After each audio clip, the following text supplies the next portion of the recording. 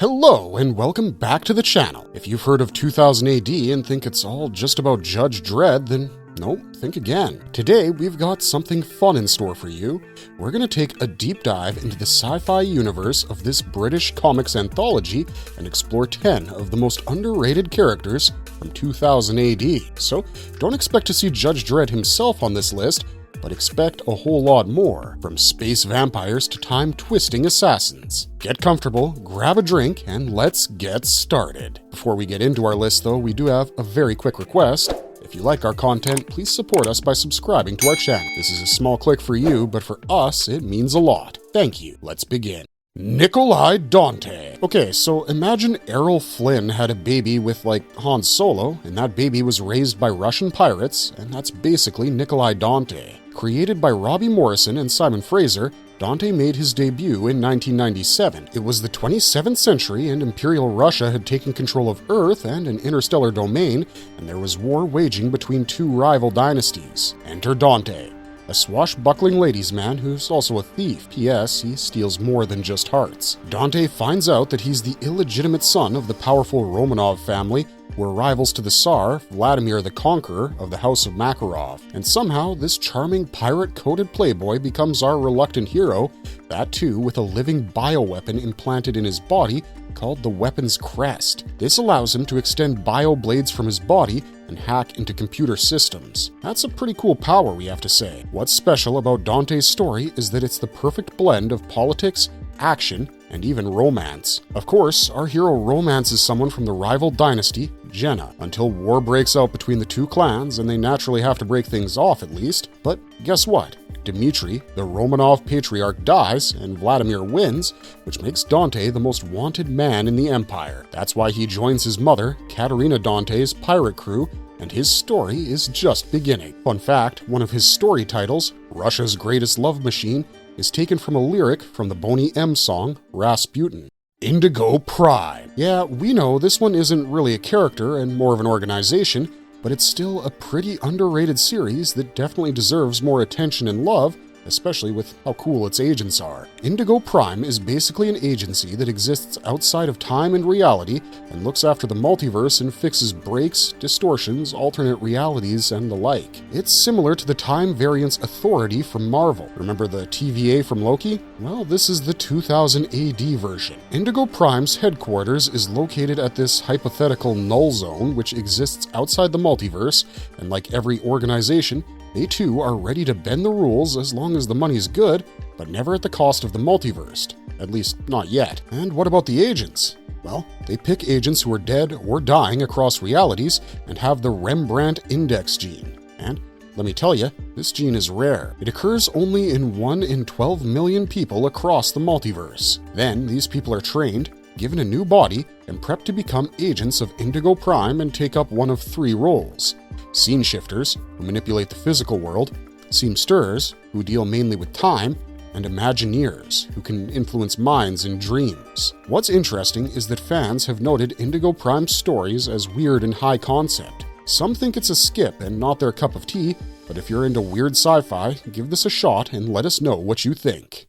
Sinister Dexter. Who is Sinister Dexter? Well, the correct question would actually be, who are Sinister Dexter? That's right, they're a duo of professional hitmen who work for the underworld's biggest mob bosses. Finnegan Sinister and Ramon Dexter are basically gun sharks in the city called Download. They get their contracts from this PDA-like device called Fact Totem, and mostly worked for the big dog crime lord, Holy Moses Tannenbaum. But then there's a twist in the story and someone's put a hit on Holy Moses himself. So, of course, he suspects that Sinister and Dexter will take up the job, so he sends his people to kill them first. But our dynamic duo isn't backing down that easily. Instead, they kill the men sent after them and take up the hit placed on Moses. Of course, they eventually get to him and, in a crazy near-death encounter, manage to kill him off. And that's when we find out who actually put the hit on top boss Holy Moses.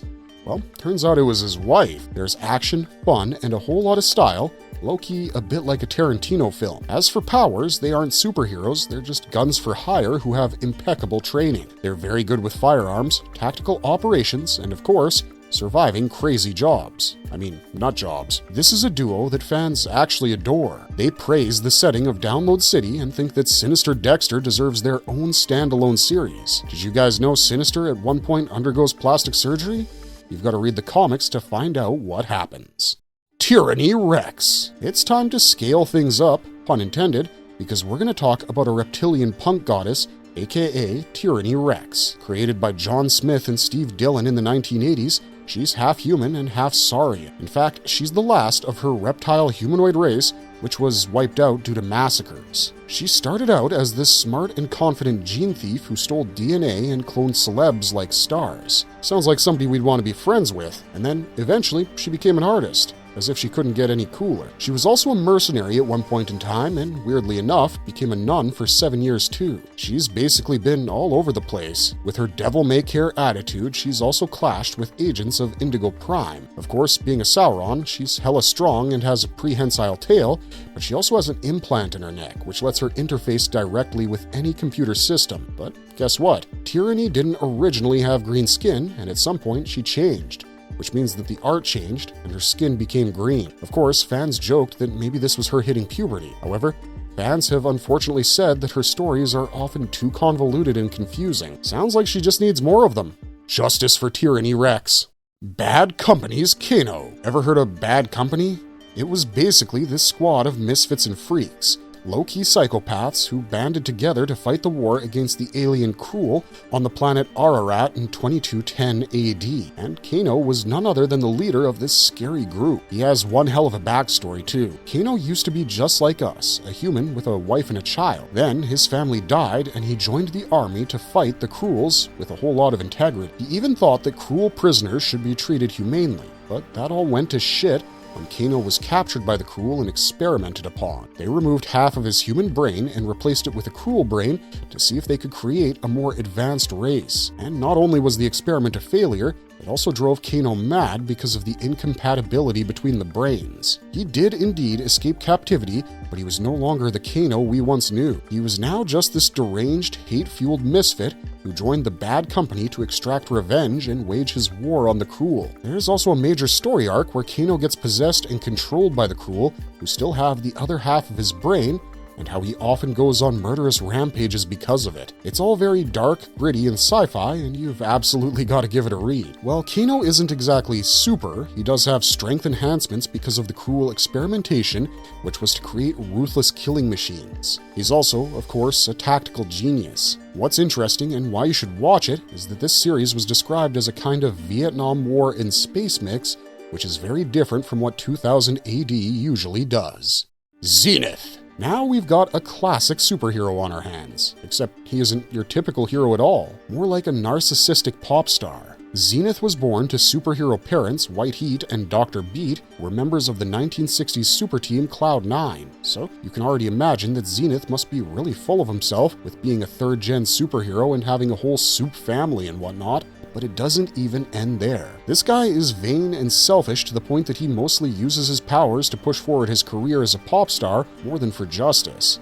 But he did get roped into some high-stakes super battles against a Lovecraftian-level creature called Loigor, the Many-Angled Ones. And honestly, he was pretty effective in the battle and actually helped to save the multiverse, until he eventually returned to his lavish, self-centered lifestyle. We guess he earned it, but still. As for his superpowers, it's the usual: flight, strength, and durability, along with telekinesis and telepathy. What's important to note here is that Zenith was one of the earliest attempts at deconstructing the superhero genre and pulling off a satire without becoming too dark. Oh, and fun fact, there were some heavy legal battles over who actually owns Zenith, and it became one of the most talked about controversies in British comics history. Crazy, right? Halo Jones. Alan Moore and Ian Gibson came up with this character to finally do justice to the women depicted in 2000 AD. Did they succeed?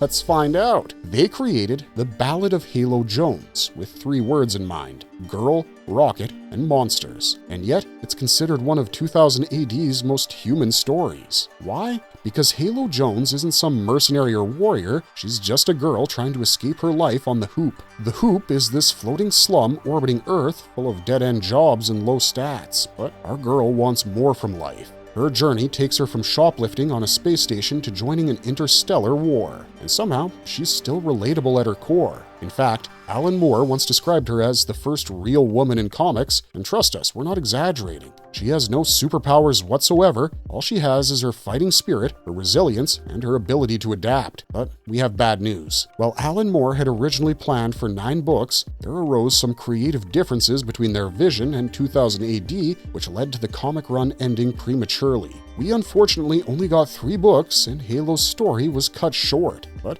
we do get to see a short cameo of Halo Jones in Nikolai Dante's series, where she's at this party hosted by the Makarovs, all while wearing the color of their rivals, red. Typical Halo Jones.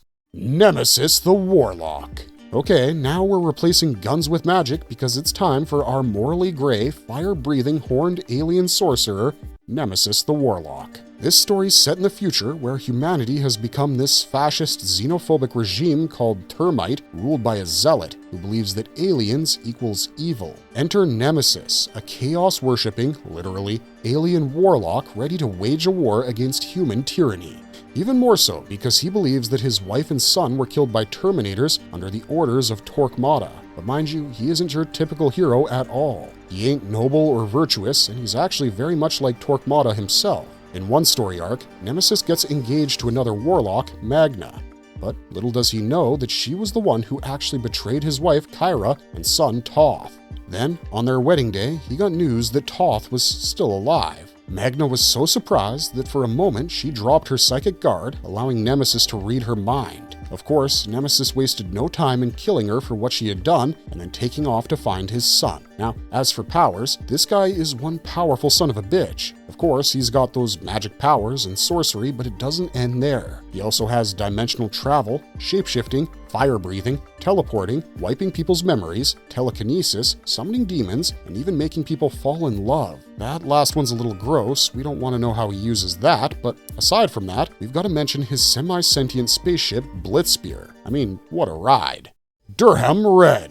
Now, this one's exciting because we've got some vampire action for you guys. Because of radioactive fallout, Durham Red was born with a mutation that made her resemble a vampire, but she wasn't exactly supernatural or anything. She joined the Search/Destroy agency as a bounty hunter where she met Johnny Alpha and had a love affair with him that ultimately ended prematurely. However, after Johnny died, she became tired of life and entered suspended animation, hoping to be awoken years later. But nope, she awoke like 1,000 years later to see a world where the divide between humans and mutants was even greater. And because she was a mutant who drank and survived on human blood, she was worshipped and revered by the mutants. She lived for so long that she actually witnessed the end of humanity and the rise of a new race of mutants. Naturally, she's super strong, has a prolonged lifespan, heightened senses, and is one hell of a fighter and bounty hunter. Fun fact, she's often referred to as Strontium Bitch. And she's appeared in more 2000 AD spin-offs and alternate continuities than almost any other female character. You gotta check her out if you haven't already. Shakara. We're ending this list with a banger. So, this alien Avenger, created by Robbie Morrison and Henry Flint, talks mostly by shouting his own name while absolutely destroying enemies. Remind you of anyone? Hulk Smash, maybe? Except Shakara is much darker and even more destructive. Shakara was resurrected to avenge his murdered race. I mean, his tagline is literally, "Vengeance has a new name." He basically travels the universe and wipes out the corrupt species responsible. Of course, he's hella superpowered. He's near indestructible, has a high-tech suit, and is capable of insane levels of destruction. Basically, don't mess with Shakara. And the art for this series is so good that Henry Flint's art for Shakara is said to be some of the best in 2000 AD history. Let us know what you guys think in the comments down below. Marvelous verdict. So we gotta say, 2000 AD isn't just Judge Dredd, it's so much more. From bounty hunters and guns for hire to half-human, half-reptiles, and even vampires, this universe genuinely has it all. So go track down these obscure, underrated series and dive deeper into the lore of 2000 AD. We'll be waiting for you on the other side. And if you find any more interesting characters we haven't covered here, let us know. Maybe we'll make a whole video about them. As always, remember to smash that like button and subscribe to the channel if you enjoyed this content. We'll see you next time.